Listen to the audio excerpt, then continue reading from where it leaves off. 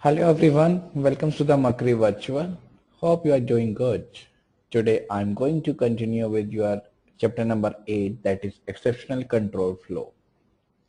The today's topic is the last of the chapter number 8, that is non-local loops as well as the tools for manipulating the processes.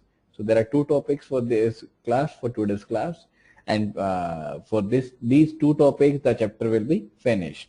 So today the chapter number 8 will be finished, and in tomorrow's class I will be starting with your chapter number 9. So first of all, let's take a quick review what we have covered in the last class.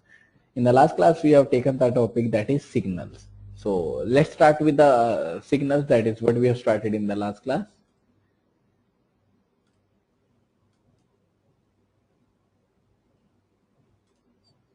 In the last class, we have started with the signal, that is what is a signal, why it is used, and what is the usage of the signal. So in simple terms, a signal is a short message that is displayed whenever there is any issue, there is any problem. That is your signal.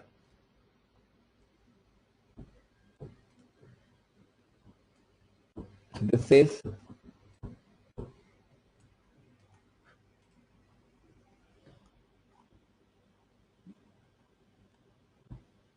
a signal is a small message that notifies a process that an event of some time has occurred in the system. That is, it notifies that some event, that some criteria, some message, some event of some type, that is a criteria, has occurred in the system. That is a signal. And these are the multiple signals that is identifying different signal categories, the signal name, their default action, as well as the corresponding event. So these are the multiple signals that is used. One is number one is sign up, that is used for the terminate, that is terminal line hang up. Then sign sig int, that is also terminate, that is interrupt from the keyboard. So these are the multiple signal names, and these are the multiple default actions and their corresponding event. Then sig quit, that is quit from the keyboard. Then signal ill, that is your illegal instruction. So these are the multiple signals and their corresponding events. In the same way, there are multiple signals like signal trap, signal abort, signal bus, signal FPE, that is floating point exception, signal kill for killing the program, signal user for user defined signals. In the same way, signal alarms. There are multiple signals. There are total 20, not 20, this is 30 signals that is available, as well as their corresponding criteria, their corresponding explanation. This is what we have covered in the last class, as well as we have covered the next topic, that is signal terminologies. That is what is a signal, and what are the techniques that is used for sending a signal, for receiving a signal. So the technology or the terminology includes two parts, that is transferring the signal as well as receiving the signal. The transfer of a signal to the destination occurs in the two steps. There are two steps available. One is used for the sending the signal, and one is used for receiving the signal. So one is used as a sending, and one is used for the receiving. So one is sending a signal. This is the kernel sends deliver a signal to the destination process by updating some state in the context of the destination process. That is the kernel, that is the main part of the operating system, delivers a signal. Delivers a signal means it delivers a signal to the destination point by sending the signals, by sending the data. Next technology, next terminology that is used is the receiving a signal. That is, once a signal has been sent, then it is received by the destination. That is, a destination process receives a signal when it is forced by the kernel to react in some way to the delivery of the signal. Who catches the signal? That is known as the signal handler. Figure 26 shows the basic idea of a handler catching a signal. Now let's see, this is a process, that is how to catch a signal. So first of all, signal received by the process, that is I current, I next, then it passes to the signal handler, then signal handler runs, then it returns back to the next instruction. So these are the steps that is used for signal handling, that signal handler handles. These are the multiple steps that is available for the signals. Then we have studied about in detail what is signal handling or what is the sending data, that is what are the rules regulation that is used for sending the data, and that cover under the term of the process group. So this is the process group that have a positive process group ID.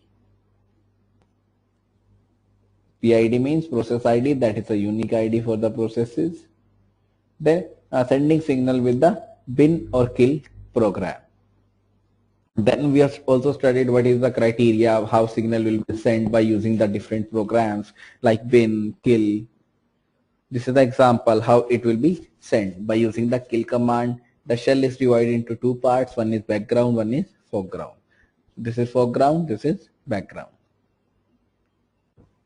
Then next what we have studied is sending signals from the keyboard. That is, one is criteria is that sending the signal from the kill command, one is sending the signal from the keyboard. This is how we can send the signal from the keyboard.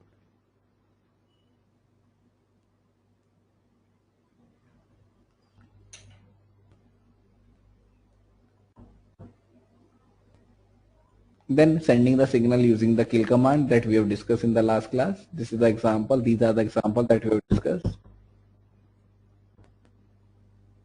Next is sending the signal with the alarm function. One of the function that is also available is the alarm function. This is also used for sending the signal. So this is the next method for sending the signal that we have studied in the last class. Then we have studied in detail what is meaning of or what is the meaning of the receiving signal. That is how to receive the signal and what are the criteria that is used for receiving the signal. These are the examples that we have discussed in the last class. The process stops until restarted by a sign continue signal. So this is the signal that is used, that is sign continue signal. The process ignores the signal. So these are the two criteria that is used for the process to ignore or to repeat or to read inside the signals.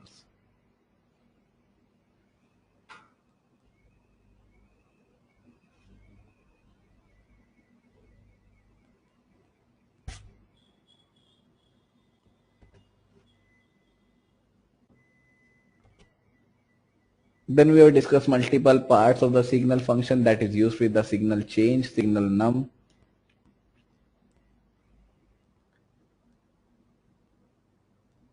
Then we will discuss one of the example. Then we have also discussed one important criteria, that is signal handling issues. That is how to handle the signal or what are the issues that is used or what are the issues that is available while handling the signal. That is signal handling issues. Signal handling is a straightforward for the program that catch a single signal and then terminate. However, subtle issues arises when a program catches multiple signals. This line says whenever there is a single signal, there is no criteria, there is no issue, but only simply the program catches a signal and then terminate. But if there are multiple signals, then it is very critical condition. So what are the critical conditions or what are the issues that is available when the program catches the multiple signals? So these are the multiple signal handling issues that is available when we are catching or when the program catches the multiple signal. What are the issues? One of the issue is pending signals are blocked. So first issue is the pending signal which are left are blocked. Then next is pending signals are not queued. That is the pending signals that are available are not queued up. Then system calls can be interrupted. That is system calls can be interrupted. This is one of the main issues that we are sending the that we are facing while sending the multiple signals.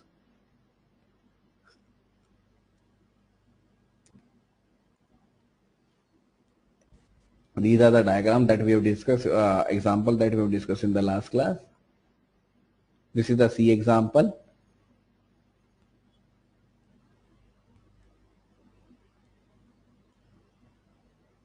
Then we also studied two topics or two signal, that is signal CHLD signal that is used for the signal occurrence of the events.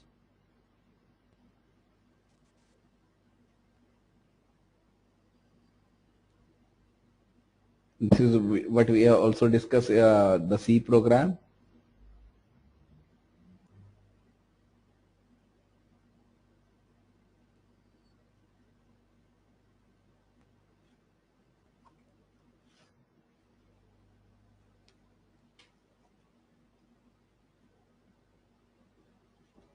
This is also the example that we have discussed in the last class.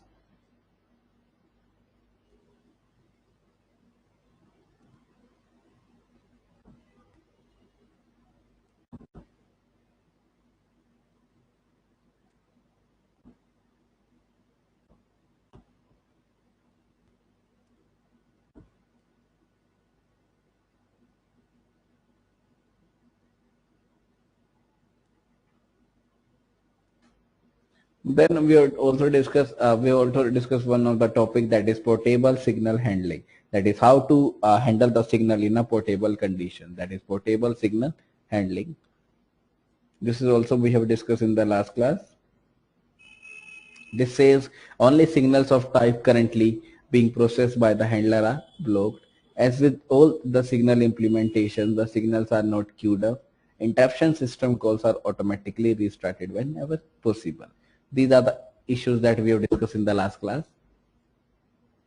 Then we have discussed another topic in the last class, that is explicitly blocking and unblocking the signal. That is how to block the signals and how to unblock the signal in an explicit way. These are the three behavior that is used, that is signal block, that is signal unblock, that is signal set marks.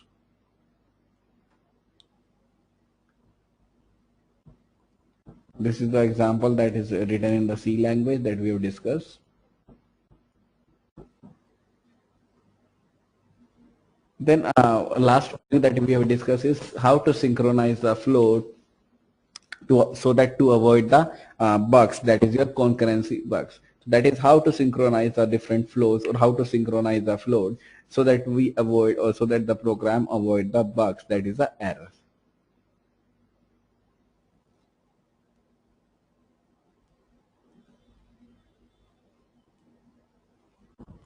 These are the topics that we have covered in the last class.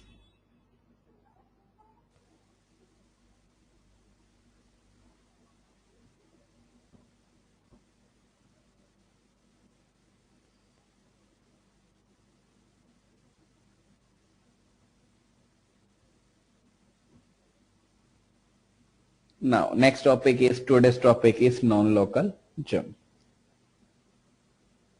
That is, what is a non-local jump and how it will be used in the programming language, C language, Unix system, Linux system. So let's start with the today's topic, that is non-local jump. Till now we have covered what we have covered in the last class.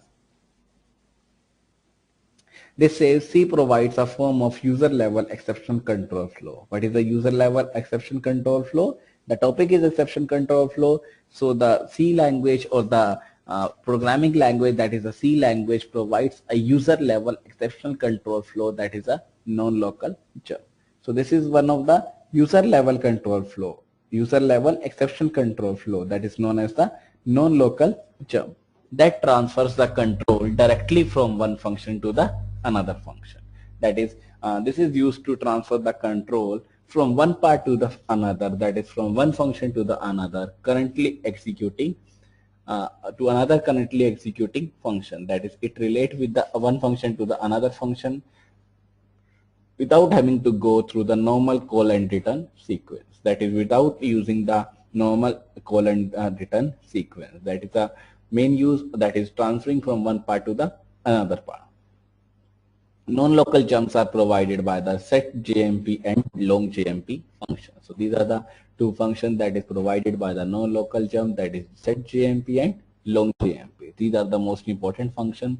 So in simple terms, it is a user level exception control flow that uses the, or that is known as a non-local jump, that passes the control, or that transfers the control from one part to the another part, from one function to the another function. Non-local jumps are provided by the setJMP and longJMP functions.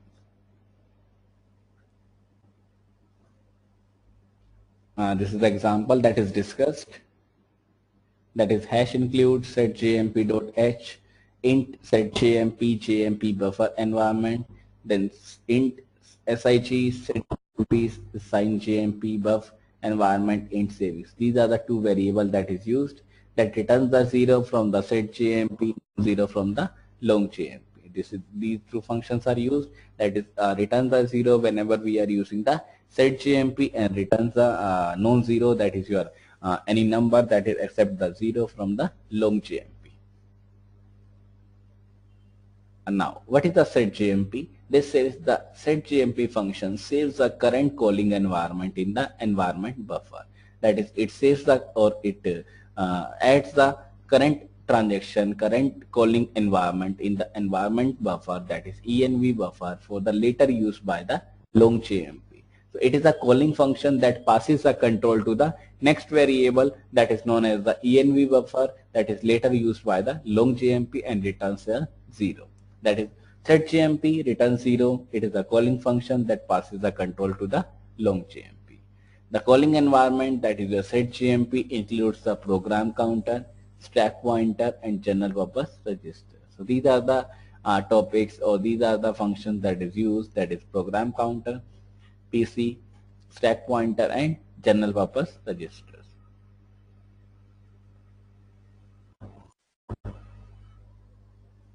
This is the next example, that is hash include setgmp.h void longterm. Now this is the setgmp, that is a calling environment. This is a longterm that never returns the value.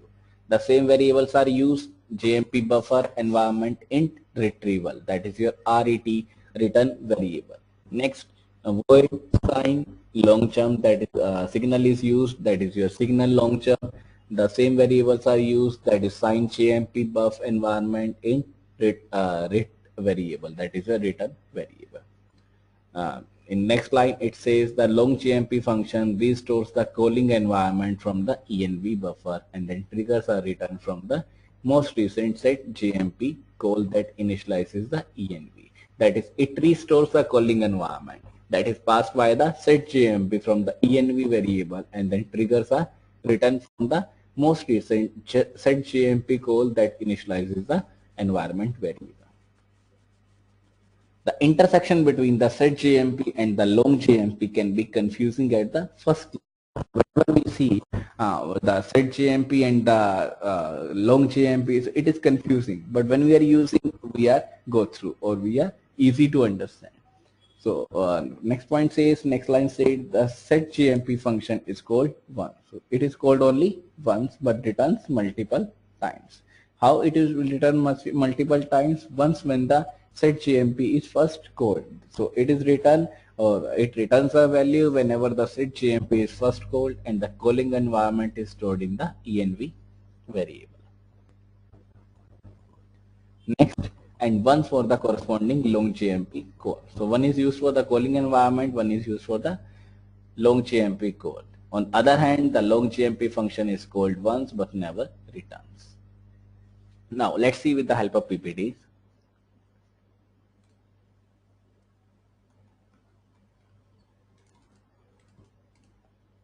The chapter number 8 continued, that is exception control flow, non-local jump. Now again the same criteria, two functions are used, that is setgmp and longgmp. It is a powerful but dangerous user level mechanism for transferring the control to an arbitrary location. So it passes the control from one function to the next function. How it passes the control? It controls the way to break the procedure stack discipline. It is useful for the error recovery. So it is very useful for the error recovery, that is a non-local jump.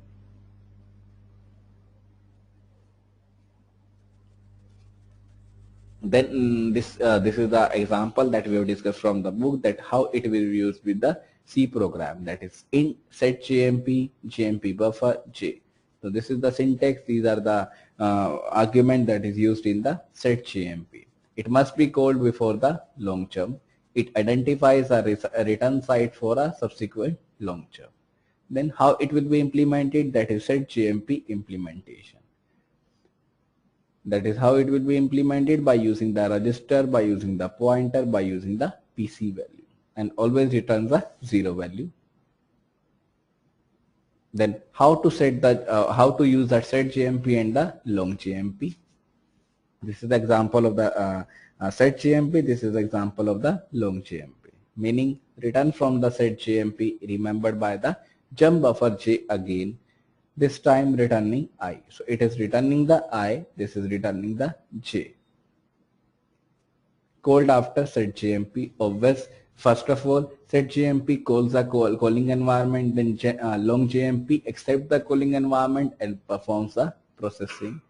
This is the function that never returns. Then longJMP implementation. How it will be implemented? That is, restore the register context from the long jump buffer J. That is, it restores the register content from the jump buffer J. It set or how it is implemented by setting the EAX variable, by setting the EAX register to the I.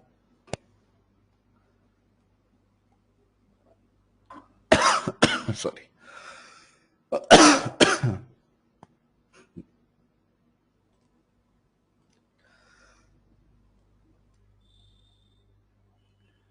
So next is your void log JMP. That is how it will be implemented. So these are the issues that is used, how it will be implemented.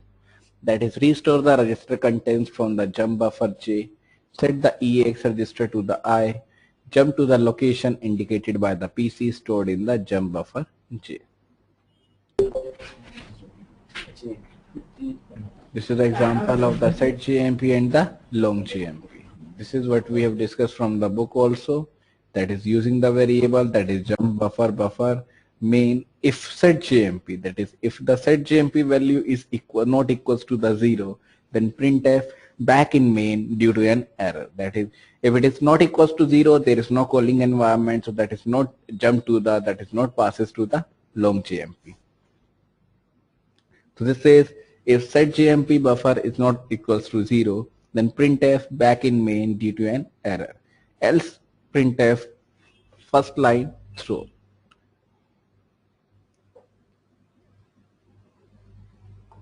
Then calls a P1, that is P1 calls P2, which calls P3. So these are the criteria that is used.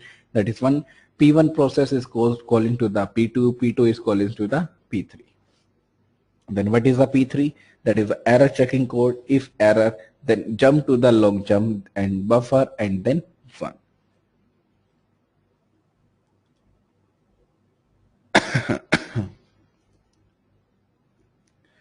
So these are the two functions that is used, that is setJMP and the longJMP. It identifies the current program point as a place to jump to. It identifies the jump to a point previously identified by the setJMP. So first of all, it is called, then it is gone. This is the non-local jump setJMP, that is in setJMP jump overflow environment. It identifies the current program point with the name environment. So it identifies the current program, that is your current variable program point with the variable with the name, that is env. Then JMP buffer is a pointer to a kind of structure. That is, JMP buffer is also a pointer to a kind of the structure. Then stores the current register contents, context, stack pointer, and the PC in the jump or JMP buffer. So these are the conditions that identify the current program pointer with the name env variable, and it always returns the 0. So it returns the 0 variable. Then next part is your long JMP, that is used, that is void long JMP, JMP buffer, environment, env, int, val, that is your variable that causes the other program, that calls the another program, another return from the set JMP named by the env. So it returns the value, it takes the value from the set JMP that is received by the variable that is env. Then next says this sign set JNP returns the val, that is set JNP returns the val variable, that is value, except return 1 if the val equals to 0. So it returns only 1 when the val equals to 0. For equality, in any programming language we use the equality sign by the double equals to. Then next point says restores the register content or register context from the jump buffer environment. Next point says set function return value register to the val. So these are the multiple conditions that is used when we are using the long JMP. Then jump to the old PC value, that is your before using PC's value stored in the JMP buffer environment. Then next point says long JMP does not return. This is from the Unix man pages. These are the warnings that is used if long JMP and sign long JMP are called even through environment was never primed by the call to the set JMP or the site JMP. That is, it is not called before or not called even through the environment variable that is called by the set JMP and the signal set JMP, or when the last such call was in a fraction. That is last such call means when we are using or when we are calling the set JMP was in a fraction or function that has since returned, absolute chaos is guaranteed. These are the multiple warnings that is available for the non-local jumps. These are the examples that we have discussed. This is using the JMP buffer, using the variable buffer, then using the int main void. Now checking the condition if set JMP buffer, that is if set JMP buffer equals to a, that is equals to the sorry, not a, equals to the 0, that is if they are equals to the 0, then printf first line through, otherwise back in the main again. So if the set equals to JMP is equal to the 0, so that it passes the control to the long JMP, then print the first line or first time through, otherwise print back in the main again. Now this is the explanation, this is the definition of the F1, F2 and the F3. There is no F3, so this is F1 and F2. So in this F1, F calls to the F2, and only in this main program F1 is used. This is F1, then curly braces, explanation, then F2 is called in between the F1, then F2, that is your long jump buffer 1. So these are the conditions that is used. This is the example of the non-local jump that is used, that is checking the condition of the set JMP. If it is equals to 0, then printf first time, otherwise back in the main again. This is the next example. That is 3 header files are used, that is stdio.h, then signal.h, then setjmp.h. Then signal jump buffer, that is variable is used, that is your buff, and data type is signal jump buffer. Then void handler, that is function is used, that is your void handler. Then int sign or int signal, then signal long jump buffer 1, that is your long jump is used, that is your buffer 1, or the arguments are buffer comma 1. Then int main void, that is your main function is used, that is a return type of 0, and that has a argument that is of or return type is void. Then using the signal, this is your signal, this is your sync interrupt. If there is any interrupt, it will be handled by the handler. That's why it is using signal interrupt and then handler. Then one condition is used, that is if signal set JMP, that is buffer 1 equals to 0. That is if the signal condition of the set JMP equals to the 0, then printf at the starting point, else printf at the restarting point. So these are the conditions that is used. Then while 1 sleep 5, that is while condition is used, that is sleep 5, then printf in the waiting condition, that is your waiting.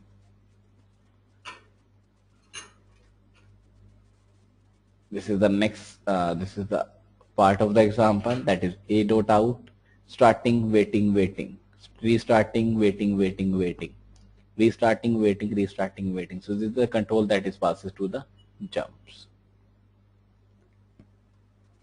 Next is your application level exception. That is very similar to the non-local jumps. As I told you, non-local jumps are the user level exceptions, but next part is your application level exception, that is very similar to the non-local jump, that transfers the control to the other program in the same way that it is done in the non-local jump, that points outside the current block. So if there is any condition that is resides outside the block, outside the curly braces, that is used by using the non-local jump. Then next point says more abstract, generally safe in some sense. That is, it is safe in some sense, that is your more abstract, more useful, that is used as compared to the user level exception, that is a non-local jump. Then specific to the application language. It is specific to the application language, that is, it is not portable, it is not used with any type of exceptions. Then next is your outside the scope of this course, that is, it is used outside the scope of the course. Then variables are used, that is COMP 215310, these are the Java exceptions. Then scheme, that is COMP 411. Now let's see with the help of book.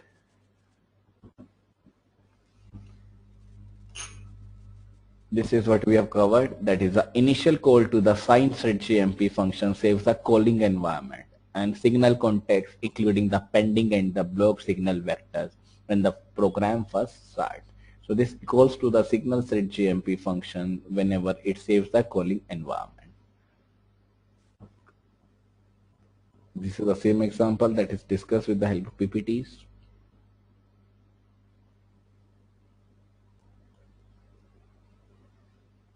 This is the example in the C, that is JMP buffer is used, variable name is also buffer.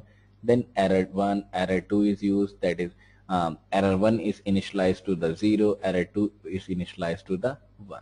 Then uses a condition, that is void foo, void bar, void, that is functions are used. Then int main, that is starting with the main condition. RC is a variable that is declared of the type, that is your int. Then putting the value of the setGMP, that is it, if it returns 0, it returns multiple value that is stored in the RC. If RC equals to 0, that is if it is equal to 0, then foo, that is you are calling the foo function. Else if RC equals to 1, that is if it is equal to 0, then call the foo function. Otherwise if it is equal to 1, then printf detecting an error 1 condition in foo, that is detecting an error or detecting an error 1 condition in the foo variable. Else if RC equals to 2, that is if RC is equal to 2, then detect an error 2 condition in the foo variable. Then else unknown error condition in the foo. So these are the conditions that is used, that is if 1, if 0, call the foo function, if 1, then detects an error 1, otherwise detects an error 2, else unknown error condition. So these are the three conditions that is used, that is R depends on the RC. That RC depends on the set jump variable or set jump value. So these are the related component, and then X class exit the 0. This is the explanation definition of the foo function that is used. If error 1, then call to the long jump buffer 1. Otherwise if bar, then call to the error 2. This is the non-local jump examples. This is the next example, that is the same example I think that we have discussed with the help of PPTs. A program that uses non-local jump to restart the itself or to restart itself when the user types a control C.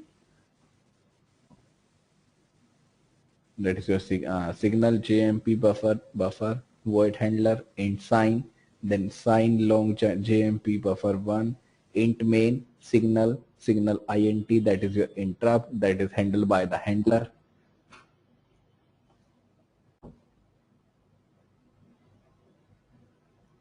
These are the various tools that is available for the non-local jump.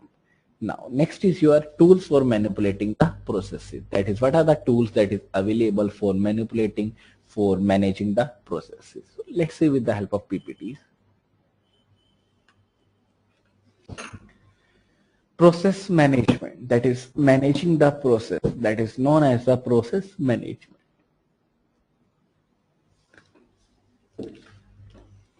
So this says Unix process management separates the creation of the process and the running of the new program into two distinct operations. So first of all, understand what is a process. That is a program in the execution. Management means to manage, to organize, to simplify, that is your management. So process management means managing the process, that is arranging or organizing the various processes that is available in the operating system, that is available in the computer system, that is your process management. So this says Unix process management separates the creation of the processes and the running of a new program into two distinct operations. That is, it divides the new running program into two operations. The first operation is the fork system call that creates a new process, and next one is your a new program that is after a call, that is used after a call to execute.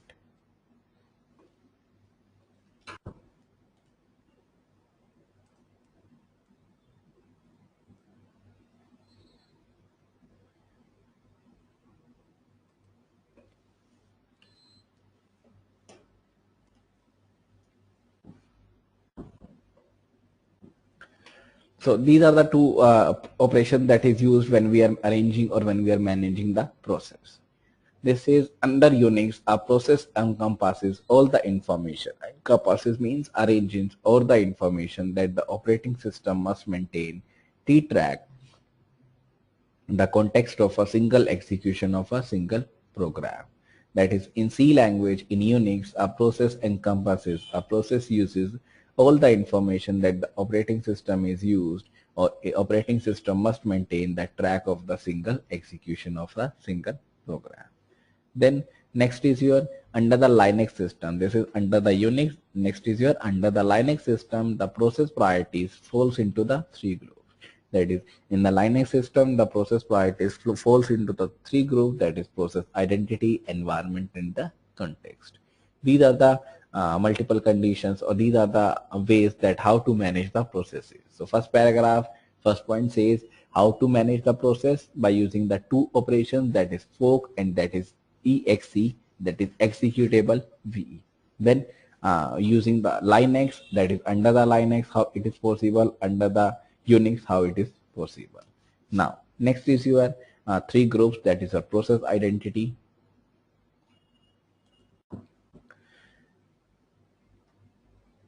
then a process identity, that is your PID, that is a unique identifier for the process used to specify processes to the operating system. So it is a unique identifier for every process to specify the different processes to the operating system when an application makes a system call to the signal.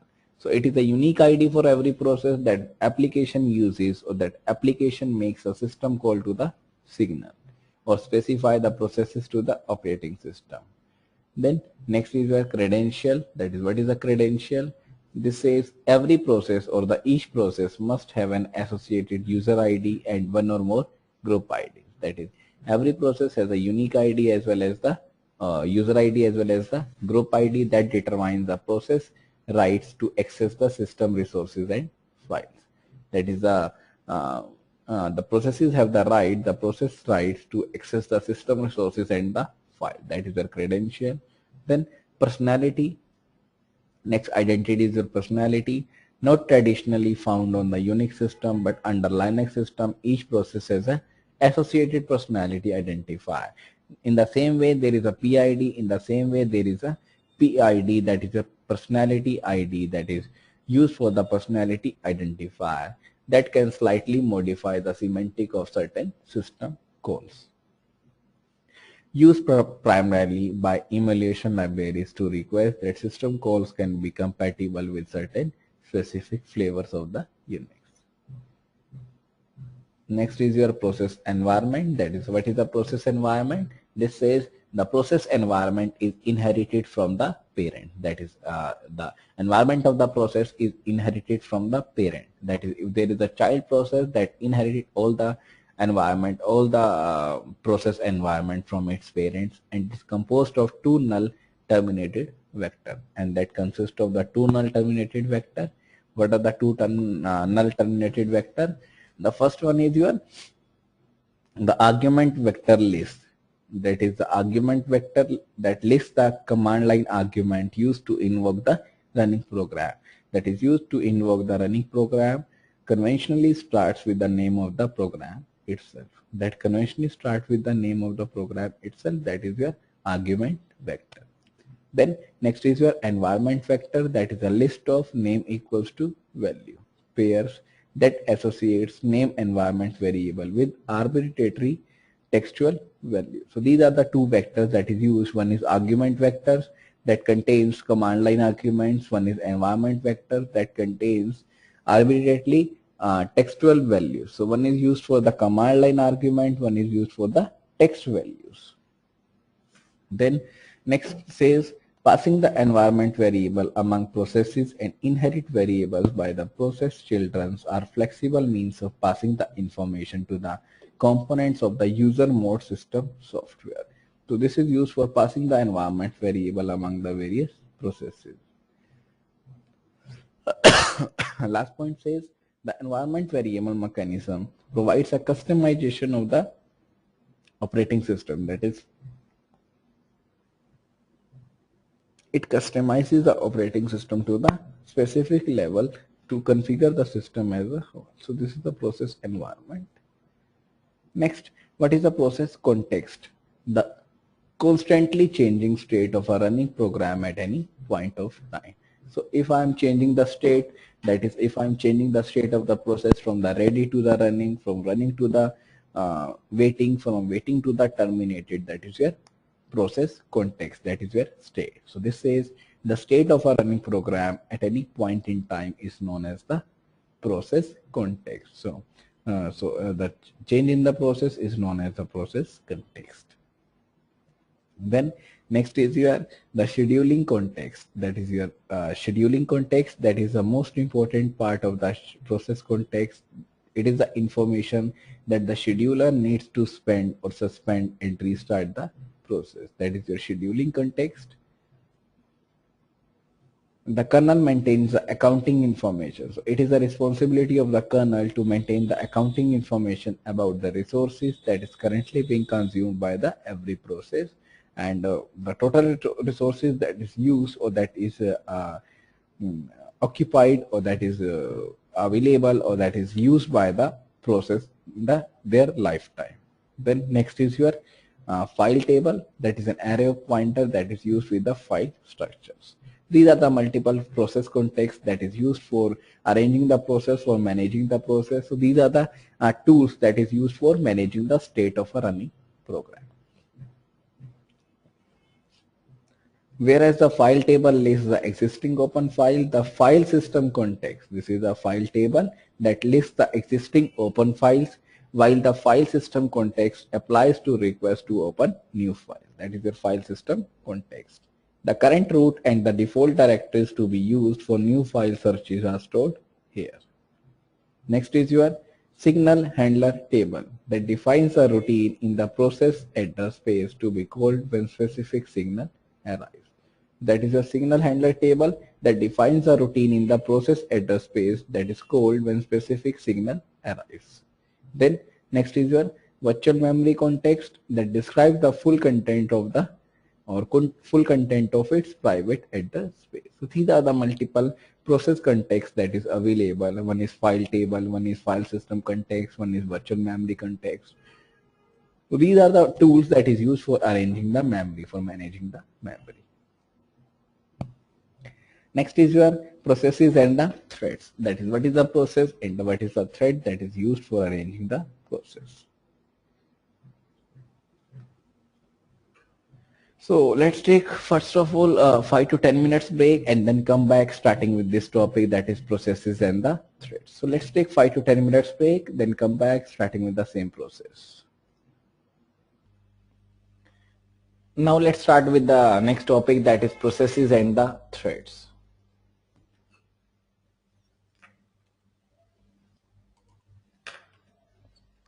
This says Linus has the same internal representation for the processes and the threads. A thread is simply a new process. So whenever a program, whenever a computer creates a new process, that is known as the thread, that shares the same address space as its parent. So it shares the same space or same address space as its parent, that is the parent space, or the parent address is the same address of the thread.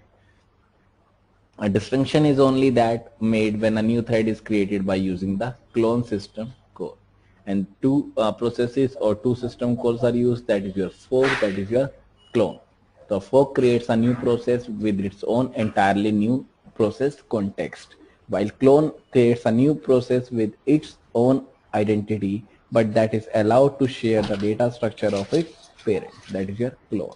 These are the two processes that is used. One is clone, one is your fork.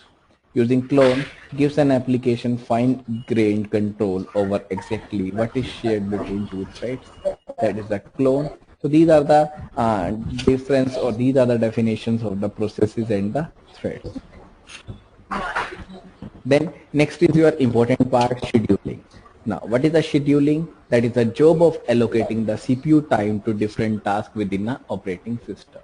So whenever we are assigning, or the computer will assign multiple tasks or multiple time to the operating system, multiple time of the CPU to the operating system within an operating system to the different processes, different tasks, that is known as the scheduling. Suppose, for example, CPU has a time 20 seconds and there are 4 processes. So 5, 5, 5, 5. 4 time zones are allocated to the different tasks within an operating system. So scheduling means allocating the CPU time to the different tasks within the operating system. While scheduling is normally thought of as the running and interpreting of processes. That is, scheduling is simply the running or run on the interpret of the processes. In Linux, scheduling also includes the running of the various kernel tasks. So in Unix, scheduling is normally running and interpreting of the processes. But in Linux, it is the scheduling of the currently running various internal or kernel tasks. Next, running kernel task encompasses both tasks that are requested by the running processes and the task that executes internally on behalf of the device driver. So the running kernel task includes both the tasks that are requested by the running process or that the task that executes internally on behalf of the device driver. These are the scheduling ways how scheduling is done in the computer system with the help of the operating system. Then next is your what is a processes, that is a program in the execution. What are the components of the processes? The components are the object program that is to be executed, the input data that is to be processed, the resources that is required by the program, that is files, then PCB, that is your process control block that contains the state of the process in execution. So these are the components of the process. That is, what are the components? It may be object program, it may be input data, it may be resources, it may be PCB. Then next is your clear distinction between the program and the process. That is, what is the difference between the program and the process? Program is the static entity that is made up of the source program language statements that defines process behavior when execute on a set of data. And the process is the dynamic entity. So one is your static entity, one is your dynamic entity. Program is your static entity that is static, that describes the various process behavior, and process is the dynamic entity that executes a program on a particular set of data. Then this is the example of the process and the program. One is object program, then data, PCB, various resources are used, and then abstract machine environment. This says, in order to execute, a process needs an abstract machine requirement to manage its own or its use of resources. So this says, for a process, in order to execute a process,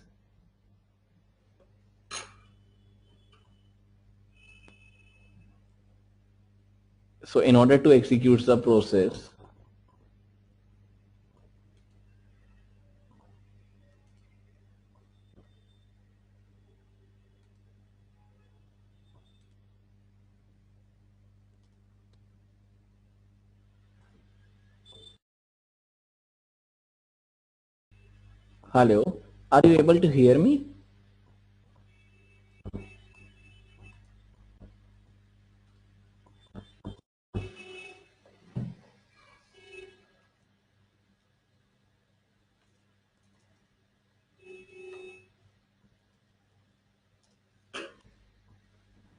Hello?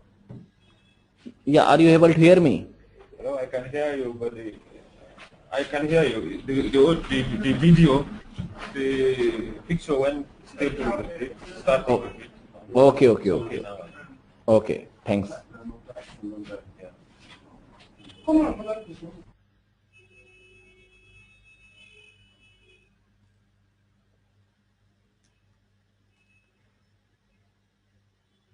Then what is a process? That is a, in order to execute a process needs an abstract machine environment. So this needs this environment to resource or to manage the use of the resources. Then PCB is required to map the environment state on the physical machine state. So PCB is used or required to map the environment state. That is, part of the PCB is the location of the current instruction in the object program that is being executed. This is useful information to load the PC. The OS gives a process descriptor for the each process. So this is the diagram that shows the process, and this is the explanation of the diagram. Next is your program execution. That is, what is the program execution and how it will be used. This says each execution of the program generates a process that is executed. And there are two types of execution, that is non-reentrant and one is your entrant. One is your non-reentrant, one is your simply reentrant. In non-reentrant, the data in the code at the space of each process are different. That is, every process or user has a different process that have a different criteria. And reentrant means the data at the space are unique for each process. That is the same for the every process. The code is same for the all the processes. Then next is your inter-process relationship. That is, what is the inter-process relationship? How different processes are related with each other. That consists two parts. That consist of the two parts. One is competition, one is your cooperation. Competition means processes are trying to get access to different resources of the system. Therefore, a protection between processes is necessary. Then cooperation, that is, sometimes the processor need to communicate between themselves and the exchange information. That is your synchronization. Then next is your process manager functions. That is, what is the role of the process manager? That is the process manager functions. First point says it implements the CPU sharing. That is, what is the role of the process management or process manager? That first of all, it simplifies the CPU, or it implements the CPU sharing. That is your scheduling. Next, it allocates. It means the processor manager, that is, must allocate the resources to different processes, so that different processes are using the resources. But how it will allocate? With certain policies, with certain rules and regulations. Next, process manager also implements the process synchronization and the inter-process communication. That is, it also manages or it also implements the synchronization that is must or that is mandatory for every process, as well as the inter-process communication, so that different processes will communicate with each other. Then it also implements deadlock strategies and the protection mechanism. These are the various functions, and the most important slide and the most important part, that is how process manager or how process management is done in the operating system. So first of all, scheduling, then allocation of resources, then implement the process synchronization, then deadlock strategies. Then this is a diagram that shows the program, process, abstract computing environment, file manager, device manager, memory manager, devices, memory. Then protection, process descriptor, deadlock, synchronization, scheduler, resource manager, CPU, resources, and the process manager. So these are the various managers, these are the various programs, processes that is used. That is the role of the process manager. Next is your process user perspective. That is, what is process user perspective?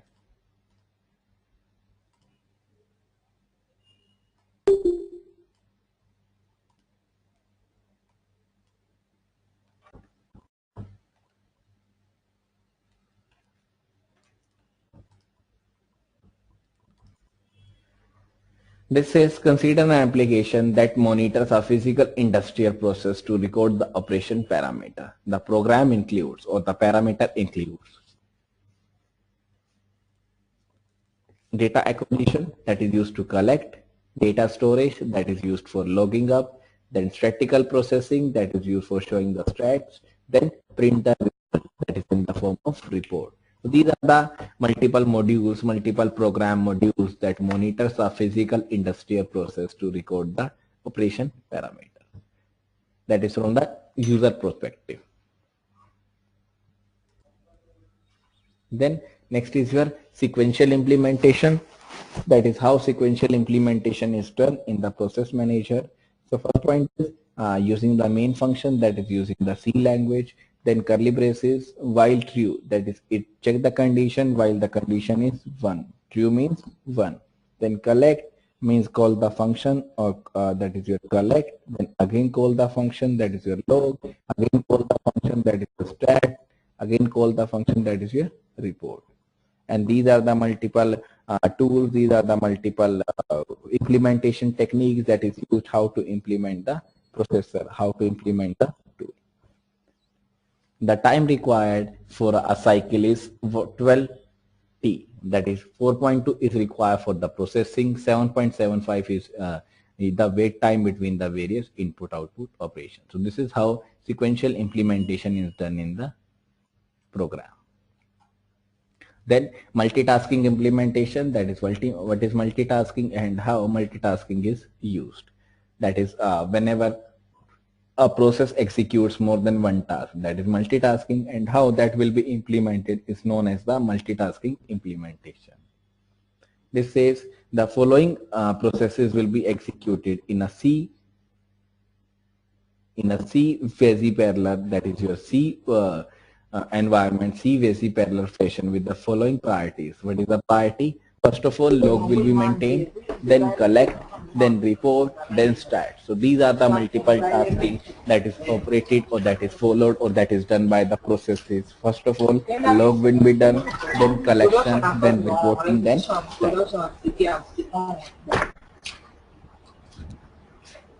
This says, next point says, for a correct functionality, the processes need to synchronize to each other. That is, for the correct functionality that is used, the processes need to synchronize with each other. That will be done, or this will be done with the directive wait signal. That is used with the directive wait or signal. So what is a wait? That wait for a signal for a specific process. Signal means send a signal for a specific or to a specific process. So these are the two directives that is used. One is wait, one is your signal. So waiting for a signal and sending a signal to the specific process. These are the examples. That is a log, that is your collect, that is your report, that is your stack or stat. So these are the sequential implementation, that is the prog, that is again the prog, that collect, report, stat. Next point says 5.25T for the execution of a complete cycle, only 1T lost in waiting time between the input-output operations. Next, process OS perspective. That is, till now we have covered the process user perspective. Now, what is the perspective from the operating system point of view?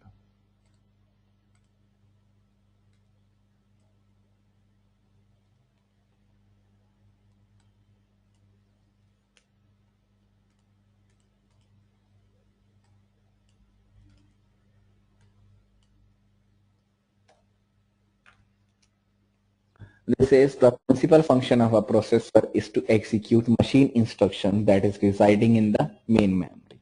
So these are the this is the according to the main principle, according to the principal function of a processor, that is the CPU, is to execute the machine instruction that resides in the main memory. Those instructions are provided in the form of the program. A processor may interleave the execution of a number of programs over time. That is, it interleave or it executes the number of programs over the time. Now, what are the views that is available? One is your program view, one is your processor view. So these are the two views that is available, program and the processor view. Next example, consider three processes, that is A, B and C, that are loaded in the memory. And in addition, there is a small dispatcher program that switches the processor from one process to another. This is a scenario. Three processes are used And in addition, a new dispatcher, a small dispatcher program is also switches the processor from the one part to the another process. That is no use of the virtual memory. Process B invokes an input-output operation in the fourth instruction. First 12 instructions in a process A and B are not or are shown. This is the example that shows the OS perspective, that is how different processes are used. Then operating system allows a process to monopolize the processor for only 16 instructions. So these are the various perspectives. This is the example that shows how ABC variables, or sorry, how ABC processes are used and loaded in the memory. This is the example. This is the process A, process B, process C. This is the blank space, dispatcher, blank space, process A, process B, process C. Then there is a program counter. These are the traces of the processes A, B, and C. That is the processes view. That is how to trace the processes. This is the trace of the process A, process B, and the process C. 5,000 is the starting of the process A, 8,000 starting of process B, 12,000 is the starting of process C. This is a combined trace of the processes, that is the processor view. This is also a processes view. This is in on behalf of the processes. This is on behalf of the processor. These are the various time limit, that is 5,000, 1, 2, 3, 4, 5, 12,000, 1, 2, 3, 4, 5, 100, 1, 2, 3, 4, 5. Then next is your two-state process model. That is what is a two-state process model? First of all, there is a enter, not running. There is a dispatch, there is a running, there is an exit. From the running, there is a pause. If there is a pause, the condition is that the not running process or the not running state. So this is the state or the two-state process model, how two states will be converted from one part to the another part.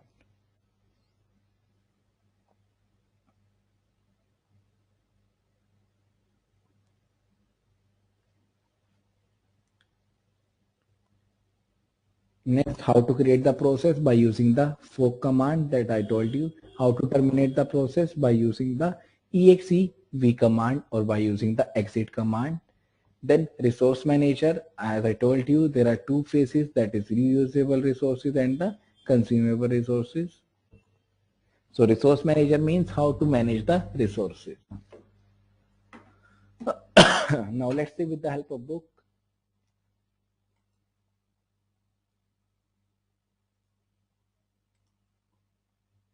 Tools for manipulating the processes. So till now with the help of slides we have covered how to manage the resources, what is a process, what is a process manager, what is the tool that is used for managing the resources, what are the different views of the processes. Now next is your tools for manipulating the processes. That is what is the tools that is available for manipulating the processes. This says Linux system provides a number of useful tools for monitoring and manipulating the processes. So this provides a number of various tools that is used for manipulating the resources, or various tools are available for manipulating the resources, for monitoring and manipulating. First one is your trace or strace. That is a trace of each system. So it prints the state of each system or trace of each system, that is what is the system scenario or how what is systems are used by invoking a running program and its children. So it calls the function, it uses the function, that is strace, by invoking the running program and its children. Important tool for the curious children or for the curious student. Compile your program with the static to get a cleaner trace without a lot of input that leads to the shared library. So these are the multiple conditions that is used, or this is a tool that is used for the shared libraries to print a trace for the each system. That is what is the scenario, what is the current condition of the process, that is what is the process condition where its process is going. Then next tool is your PC that lists all the processes, even including the zombies process, that is the child process currently in the system. So next tool that is used, One is strace for printing the trace of all the systems. One is your PS that lists all the processes that is available in the system. One is your TOP that prints the information about the resource usage of the current process. That is your TOP. Next, PMAP that displays the memory map of a process. That is your PMAP. That is the memory map of a process. So these are the multiple tools that is used. One is trace, one is PS, one is TOP, one is PMAP. Then PROC, that is also the virtual file system that exports the content of the numerous kernel data structure in a ASCII text form that can be read by the user program. So PROC is a virtual file system that exports the content of the numerous kernel data structure in a ASCII text.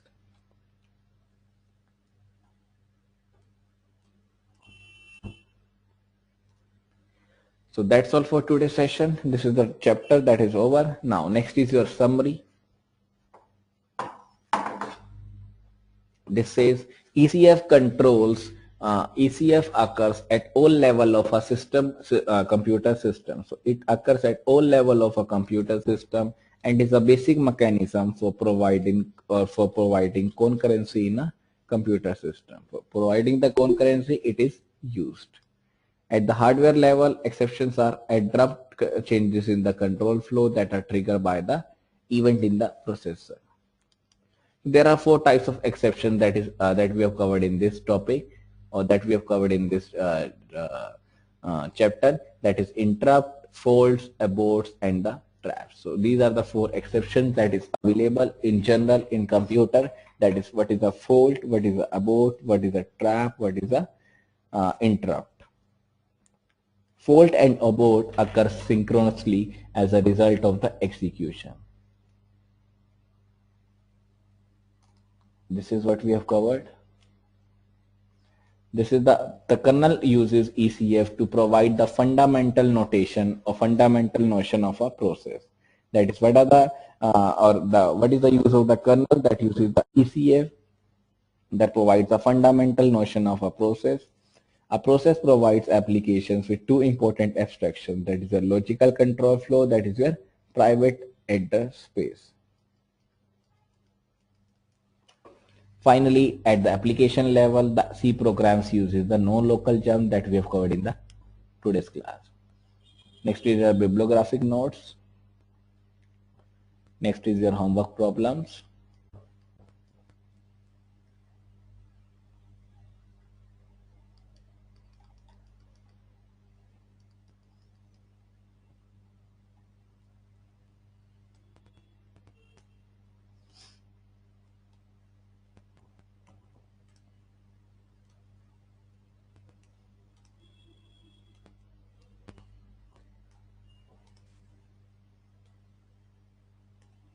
These are the various homework problems that we discussed. Now, these are the solution to the practice problem that is available.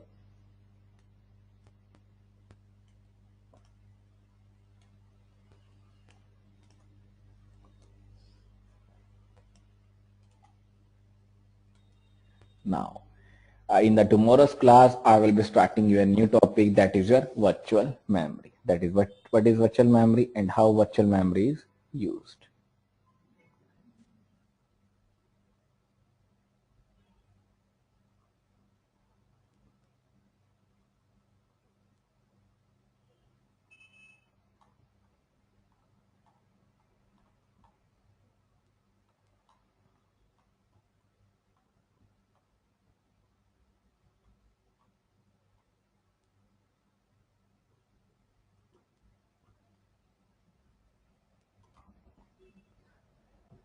So that's all for today's session. Now, if you have any doubts, then please text the doubt and I will answer you. So in the tomorrow's class, I will be starting your next topic, that is your virtual memory. So thank you so much everyone for listening me. But before this, let's take a quick review what we have covered in the today's class.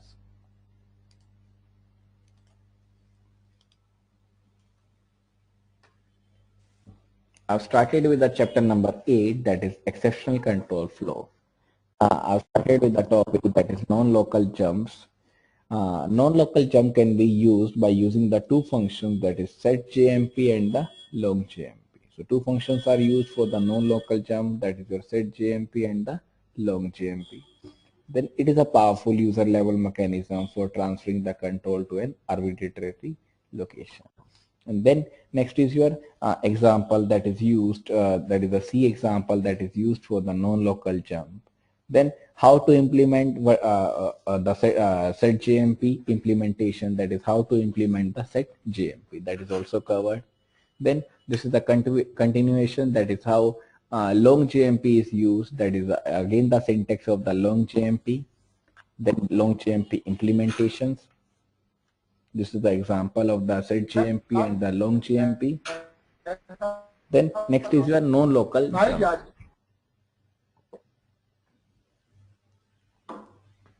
We also discuss what is the use of setJMP and what is the use of longJMP. This is again the syntax of the setJMP, longJMP. Then this is the warning that we have covered. What is the warning? Why? What is the disadvantage of using the non-local jump? This is the example of the non-local jump. That is example number 1, example number 2, example number 3. No, example number 2. Then application level exceptions that we have covered, that is similar to the non-local jumps, that transfer the control from one part to the another program. That is outside the scope of this course. Then we have covered next topic, that is the tool for manipulating the process, that is your process management. That is how to manage the various processes if various or multiple processes are executing in the operating system. That is the process management. How it will be done? By using the process manager. This says Unix process management separates the creation of the processes and the running of the new program into two different states, into two distinct operations. One is your fork.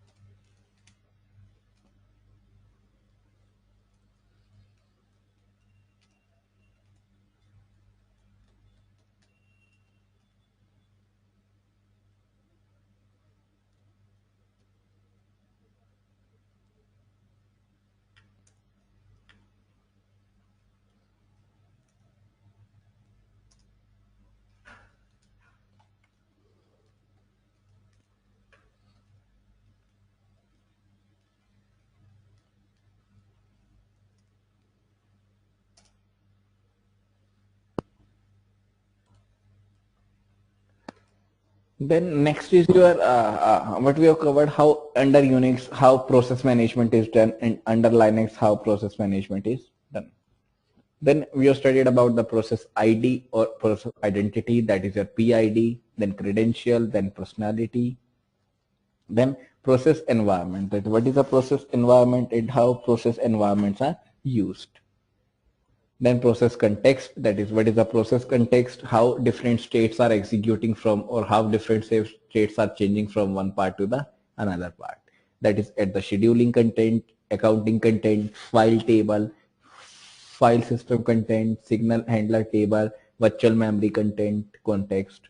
Then we will discuss about the processes and the threads, that is what is the process and what is the thread that is available in the operating system. Then we will discuss what is the scheduling, that is allocating the resources or CPU time to the different tasks within the operating system. Then what is the process, that is how processes will be used, that is your process, that is a program in the execution Then what are the components of the process that we have discussed? These are the multiple parts or diagram that shows the process. Then process execution, that how processes will execute. Then process manager function. This is the important slide, that what is the role of the process manager, how processes will be managed, that is scheduling, allocation of the resources, implementation of the synchronization, deadlock. Then process manager, that is what is the process manager, and this diagram shows the role of the process manager. Then process user perspective. Then we have also covered about the sequential implementation, that is how sequential implementation is done. Then multitasking implementation, this is the diagram example that we have covered. Then from the OS point of view, that is your OS perspective, that is covered. These are the different processes. Then two-state process model. Then process creation, how to create the process, then how to terminate the process, then resource manager. So thank you so much everyone. That's all for today's session. Now, if you have any question, then please the question, text the question, I will answer you.